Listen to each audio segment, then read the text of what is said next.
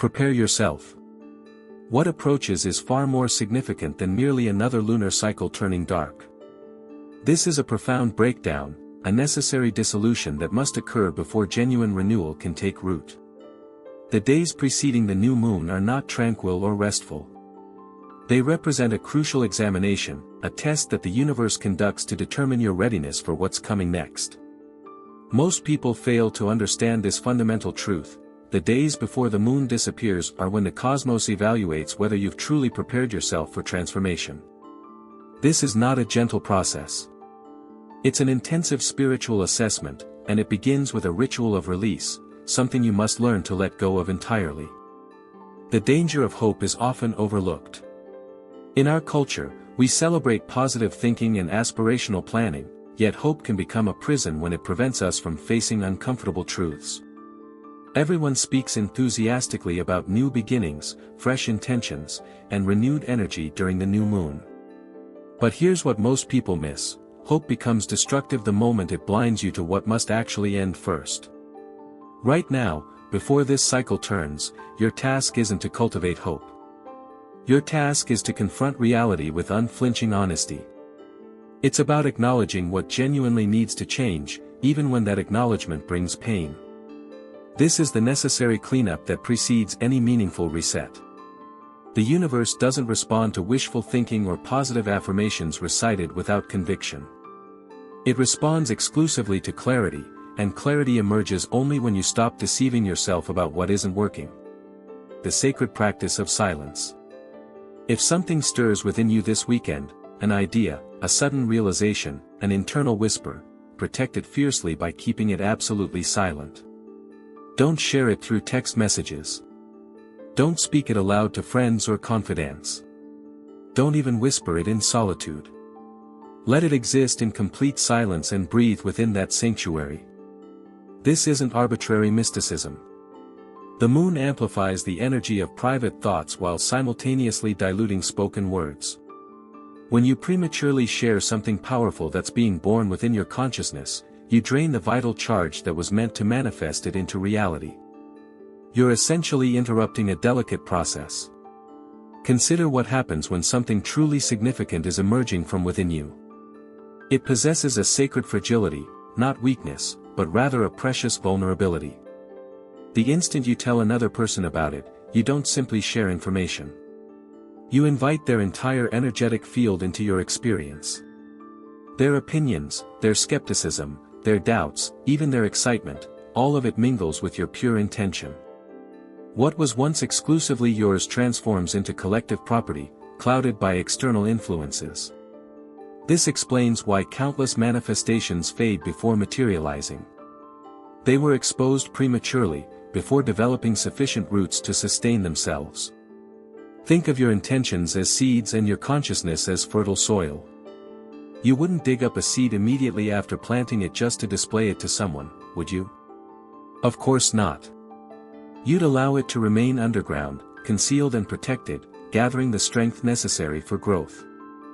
Right now, everything shifting in your existence is developing beneath the surface where no one can see it. You don't require anyone's validation or permission.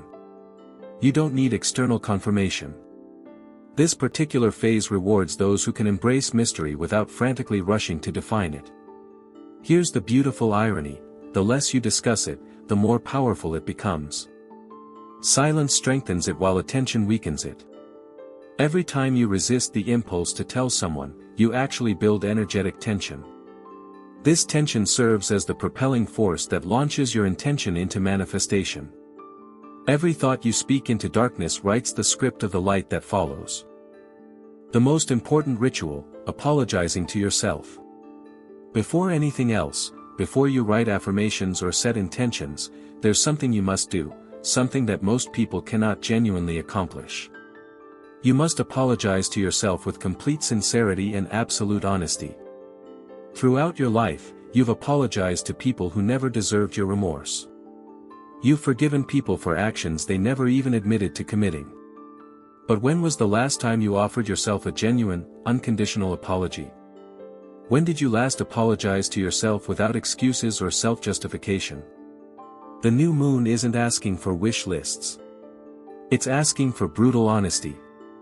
It demands that you confront the parts of yourself you've systematically abandoned, neglected, or betrayed. Apologize for how you've spoken about your own life throughout the years. Apologize for every instance you labeled yourself lazy when you were simply exhausted, unmotivated when you were genuinely uninspired, or unworthy when you were actually just misunderstood by those around you. Express genuine remorse for comparing your unique journey against someone else's carefully curated highlight reel. Apologize for believing your timing was incorrect when the truth is far different. You were never late. You were evolving exactly as you needed to. Say sorry for permitting others' opinions to overwrite your authentic truth. Apologize for allowing fear to direct your most important choices. Apologize for pretending indifference when your heart cared profoundly. Apologize for dimming your light to make others comfortable in their shadows. Apologize for mistaking genuine strength for the suppression of your pain. An apology to yourself constitutes a declaration of rebirth. This practice represents self-respect, not self-pity. When you genuinely acknowledge how you've undermined your own peace, you interrupt that destructive pattern. You reclaim your loyalty. You stop waiting for closure from people who will never grant it and recognize that you possessed the power all along.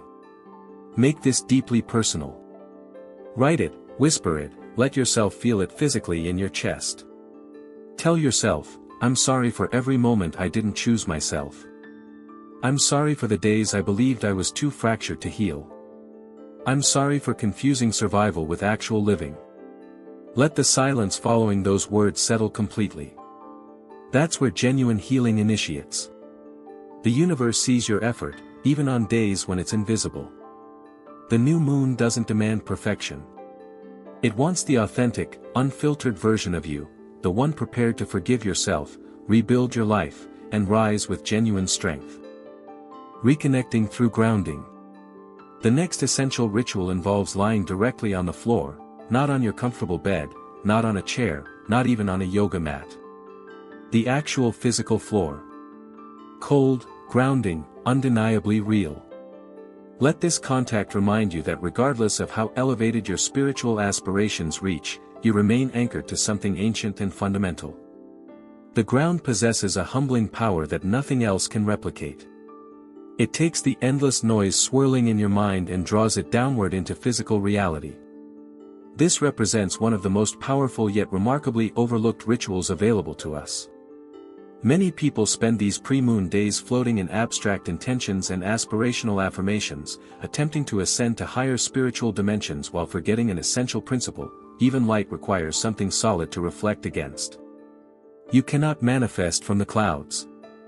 Manifestation emerges from the ground upward, literally and energetically. Lie on that floor. Feel your body's weight meeting the weight of the earth beneath you. Notice how it supports you without demanding anything in exchange. Every anxious thought, every swirling emotion, every concern that's been circling above you begins naturally descending and settling. If you wish to journal during this time, don't do it at your desk in your usual space. Write from the floor with your back touching the earth. You'll discover that your words carry more weight, more honesty, more truth. There's no pretense when you're physically positioned at eye level with your foundation. True humility isn't about diminishing yourself. It's about remembering what supports you fundamentally. The ground cares nothing for your ambitions, your uncertainties, or your social status. It accepts everything equally, and that's precisely why it heals. Spend several minutes in this position, breathing slowly and deliberately.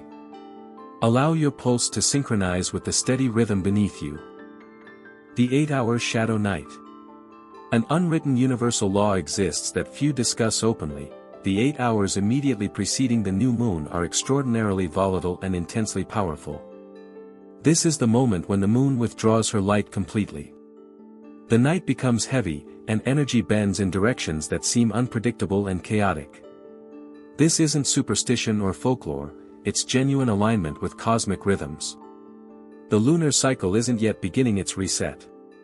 Instead, it's observing and waiting, paying close attention to your choices in the darkness.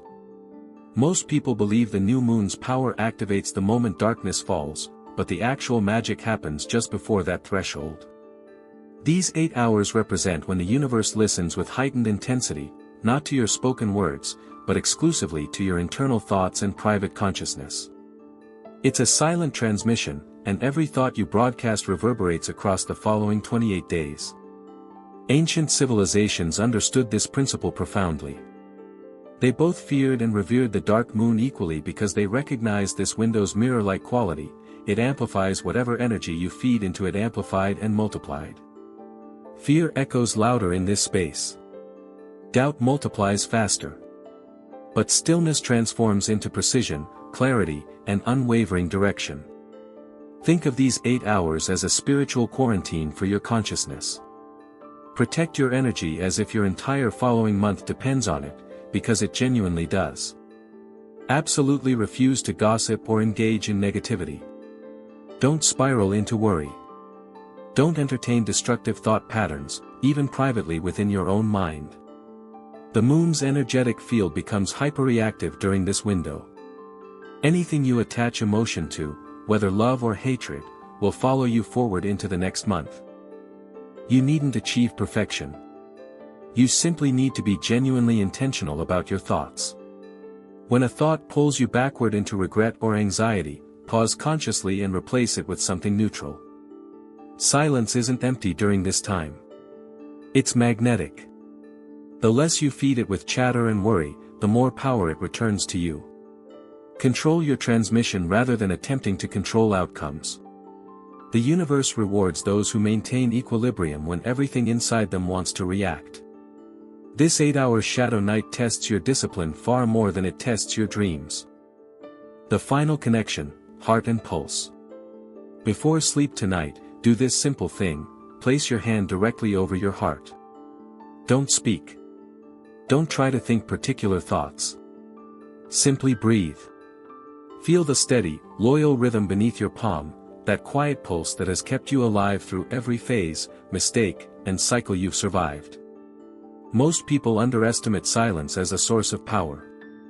They believe strength lives in action and doing. But tonight isn't about effort. It's about recognition and acknowledgement. When you sit in that silence with your hand over your heart, you're aligning with something far older than language. Imagine your pulse synchronizing with the unseen rhythm of the moon. 2 silent metronomes beating in darkness, waiting for the next cycle.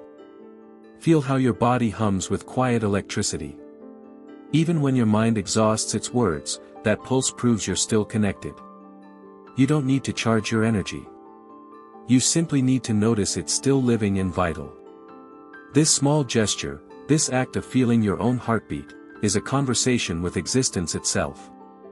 It says, I'm still here, still open, still participating in this rhythm. That's enough. More than enough. Morning of the new moon, opening to fresh air. When you wake on the new moon's morning, don't immediately reach for your phone. Don't check the time. Don't rush into your day mechanically.